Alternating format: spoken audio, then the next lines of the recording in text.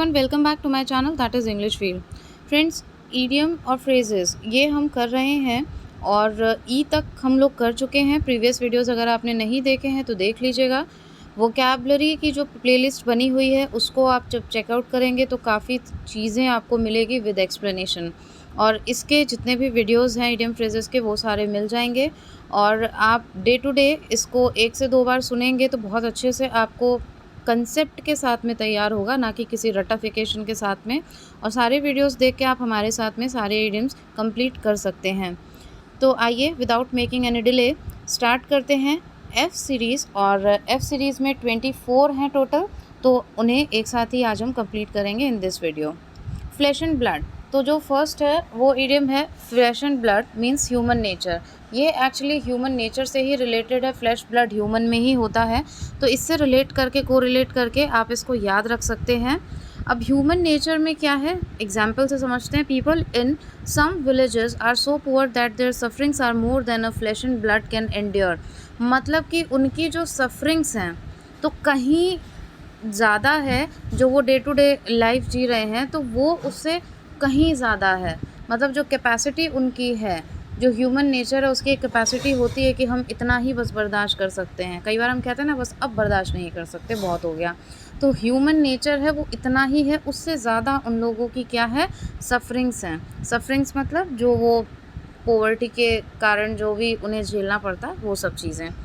Next है fish in troubled waters to take advantage of the trouble of others. मतलब कि इसको इस तरीके से आप बता सकते हैं कि दूसरे की जब कोई प्रॉब्लम होती है तो उसके आप बहुत अच्छे तरीके से उसको एन्जॉय करो। कई लोग होते हैं ना दूसरे की प्रॉब्लम्स में ज़्यादा एन्जॉय करते हैं, तो वो shrewd businessman fish in troubled waters when there is scarcity of things. Shrewd businessman क्या करते हैं, श्रूड मतलब बहुत ही क्लेवर, और उनकी हरकतें जो बहुत बहुत नीची होती हैं, बहुत तीखे वाले जो लोग होते हैं ना, तीखे वाली चालाकी, उसे कहते हैं श्रूड। तो वो क्या करते हैं, स्कार्सिटी ऑफ थिंग, जब किसी चीज़ की कमी आती है ना तो उसमें वो एंजॉय करते हैं। क्यों? क्योंकि वहाँ पे वो अपना पैसा बना लेते हैं। तो मतलब कि जो दिक्कत होती है ना उस ट्रबल में भी वो अपने बारे में सोचते हैं, उसमें भी उन्हें एन्जॉयमेंट मिलती है। नेक्स्ट है follow suit to act in a like manner.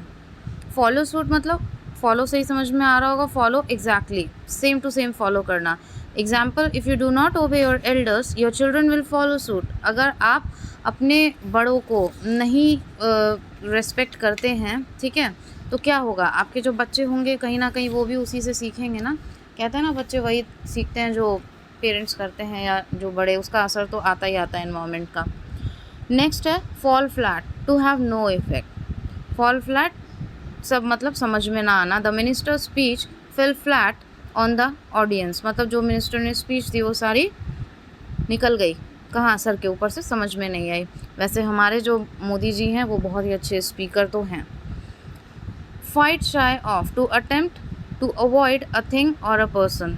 Fight shy of मतलब कि किसी चीज़ से, किसी पर्सन को या किसी चीज़ को आप अवॉइड करो, उसे अटेम्प्ट ना करो, उसे एंटरटेन ना करके उसे अवॉइड करो, वहाँ से कटते हुए नज़र आओ। I generally fight shy of confronting my elder sister. What do you mean by confronting, मतलब आमना सामना करना। आमना सामना करने से मैं क्या करता हूँ, फाइट शाई ऑफ, मैं अवॉइड करता हूँ। As she is in the habit of making sickening comments, क्योंकि वो मेरे ऊपर किसी ना किसी प्रकार से कमेंट करती है। Next is 6 number Fabian policy, policy of delaying decisions.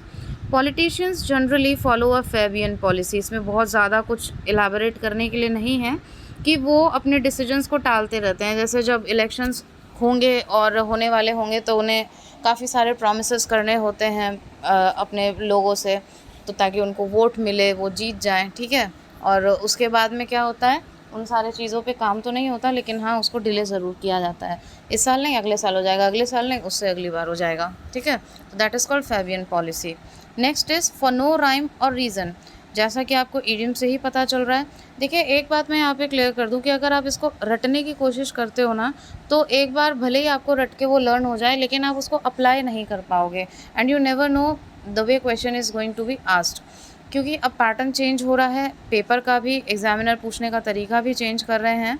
तो कंसेप्चुअल अप्रोच रखिए। कंसेप्ट अगर समझेंगे, इडियम में कहीं ना कहीं किसी एक वर्ड में तो कुछ ना कुछ कीवर्ड छुपा होता ही है जिससे आप गेस कर लो। तो वो अप्रोच आपकी पढ़ने की होनी चाहिए। थोड़ा सा भले आपको 10 मिनट ज़्यादा लग जाए, लेकिन वो लॉन्ग टर्म के लिए स्टे करेगा।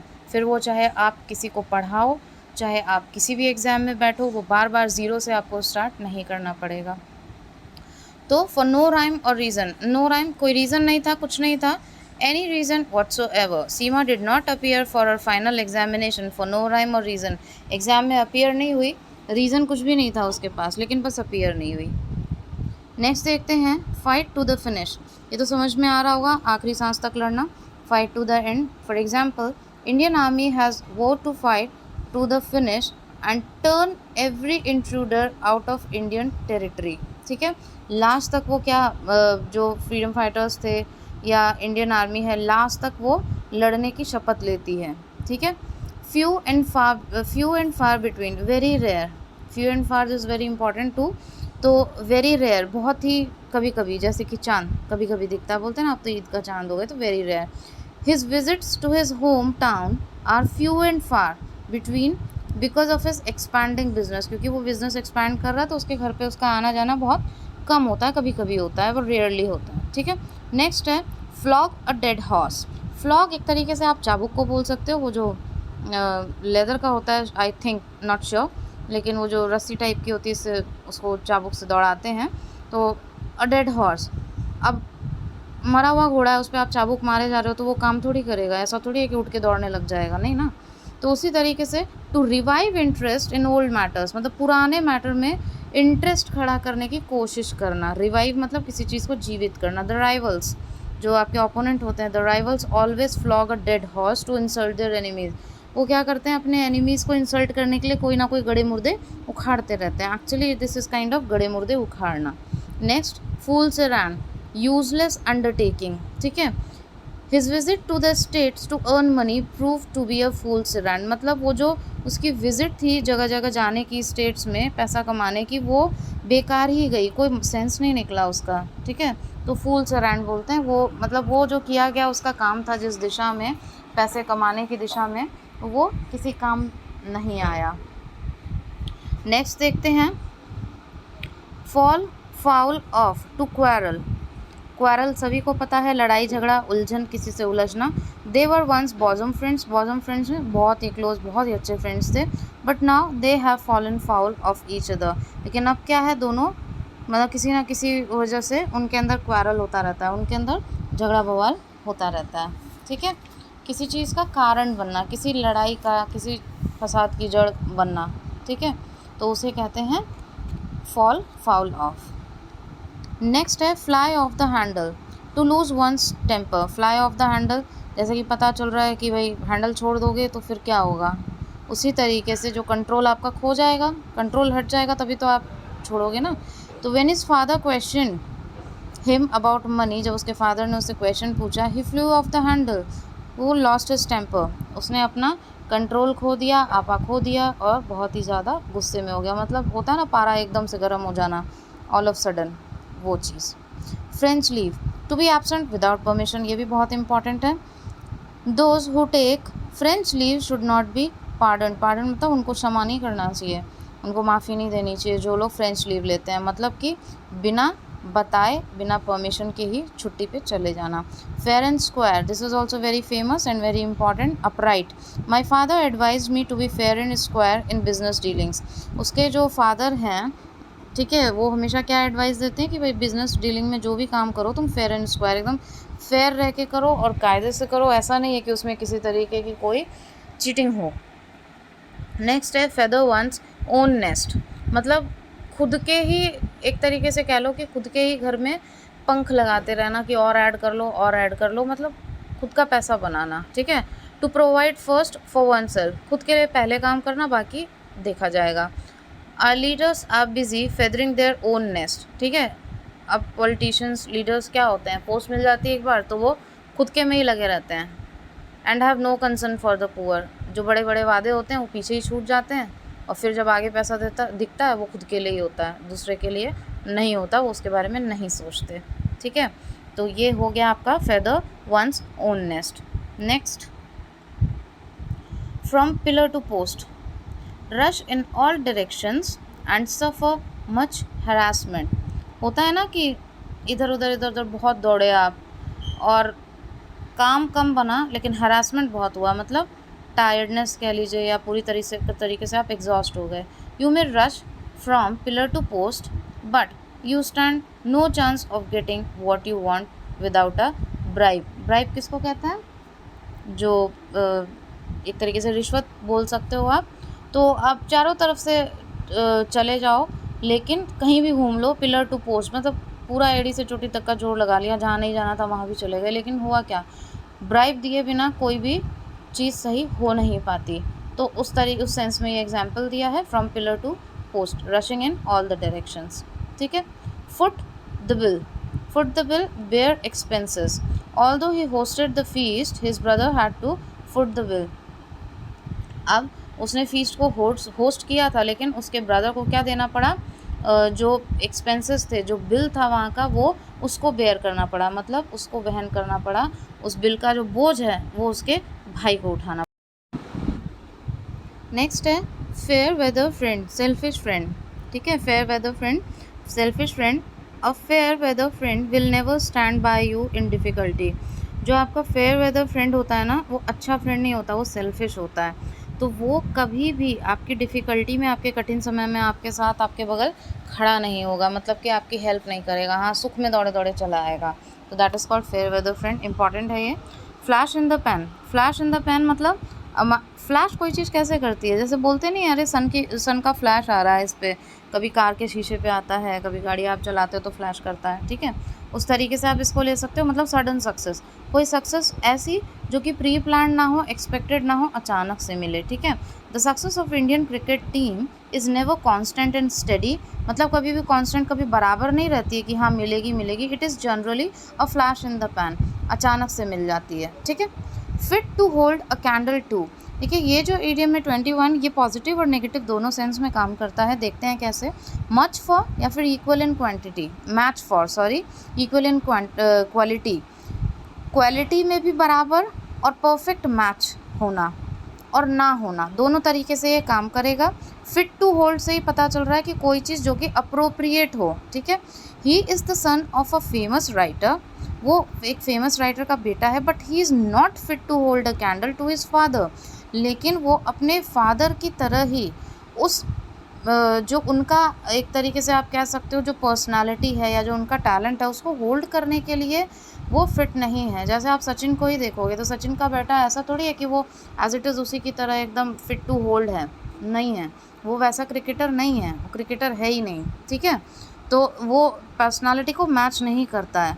और फिट टू होल्ड का हो जाएगा, यहाँ पे नॉट फिट दिया है, और फिट टू होल्ड का हो जाएगा कि मतलब वो उसकी पर्सनालिटी से डिटो मैच करता है। तो इस चीज़ को ध्यान में रखिएगा, नॉट और फिट टू होल्ड दोनों में डिफरेंस है, one is positive and one is for negative sense.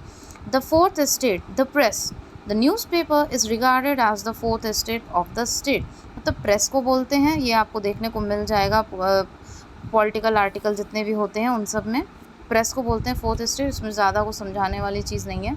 Next है फेदर इन वंस कैप। मान लीजिए आपके पास में ऑलरेडी कैप है और उसको और ब्यूटीफाई करने के लिए आपने एक फेदर भी लगा लिया, देखा होगा आपने समटाइम्स, लगा हुआ आता भी है, तो वो और उसको निखार देता है, आई मीन और वो ब्यूटीफुल लगती है कैप। तो उसी तरीके से additional success means his success in his MA exams has added a new feather in his cap. पहले वो BA था, उसके बाद उसने MA कर ली, प्रमोशन हो गया। अब मान लीजिए किसी ने MA किया हुआ है, उसने PhD कर ली, तो उसने अपनी कैप में एक फेदर और ऐड कर लिया, मींस एक एडिशनल सक्सेस, एक अचीवमेंट, एक डिग्री और एक और टैलेंट एडअप हो गया। राइट। नेक्स्ट देखते हैं fly in the face of. Fly in the face of, defy, to defy मतलब मना करना। ठीक है, डिसोबे करना बोल सकते हो आप। तो 24th लास्ट है, it is disobedience on their part to fly in the face of the orders of the principal. Principal के ऑर्डर्स को डिफाई करना हो गया, उनके ऑर्डर्स को। डिसोबीडियंस मतलब एक तो होता है ओबे और एक होता है डिसोबे करना, मानना और ना मानना। ठीक है, आज्ञा का पालन करना और ना करना। तो fly in the face of होता है कि आज्ञा का पालन नहीं हो रहा है, मतलब जो उसने ऑर्डर दिए प्रिंसिपल ने उसको नहीं माना, तो fly in the face of, to defy. तो ये जो F सीरीज़ थी वो इतनी ही थी। आई होप सारी चीज़ें आपको क्लियर हो गई होगी। फिर भी कोई इडियम ऐसा है जो आपको ना क्लियर हो, आपको कोई कन्फ्यूजन हो, तो please do ask in comment box. Next जो भी वीडियो होगा उसमें मैं उसको डेफिनेटली कवर करूँगी। And please don't forget to comment, क्योंकि आपका कमेंट ही एक मोटिवेशनल फैक्टर होता है to upload more and more videos. आप सबकी बहुत रिक्वेस्ट थी वो कैब कंप्लीट कराने की, तो डेफिनेटली आप वो कैब अगर सर्च करोगे तो मैं ये नहीं कहती कि टेक्निकलिटी में बहुत अच्छे से कुछ एडिटिंग है। मुझे मतलब है आपको एग्ज़ाम ओरिएंटेड कंटेंट प्रोवाइड कराने से। And yes, what is fact. जो फैक्ट होता है मैं उसी पे ही काम करती हूँ। ऐसा नहीं है कि आपको पूरी दुनिया का गोल गोल चक्कर कटा के फिर पॉइंट पे लेकर आऊँ। जो सीधी सी बात है वो सीधी सी है। यही इस चैनल की स्टार्टिंग से लेके मैंने स्पेशलिटी रखी है। और आगे अच्छा करेंगे तो ऑब्वियसली हो सकता है और भी ज़्यादा आपको चीज़ें उस तरीके से मिले। बट पढ़ने वाला किसी भी तरीके से पढ़ सकता है। वो ज़मीन पे बैठ के भी पढ़ सकता है और वो बेड पे भी बैठ के पढ़ सकता है, लेकिन कंटेंट वही रहेगा। अब पढ़ाई करने वाले पे डिपेंड करता है कि वो कितने अच्छे से पढ़ाई कर रहा है। सो आई थिंक आपको भी कंटेंट से मतलब होना चाहिए। बाकी यू आर द बेटर जज। और आई होप आपकी प्रिपरेशन अच्छी चल रही होगी। सारे कमेंट्स का मैंने रिप्लाई भी किया था। और बाकी आपका ज़रूर बताइएगा कुछ अगर और इसके अंदर इम्प्रूवमेंट्स हो सकती हैं जो आपके लिए बेनिफिशियल हो। Thank you so much for watching and giving your precious time, and stay tuned for another videos. Thank you.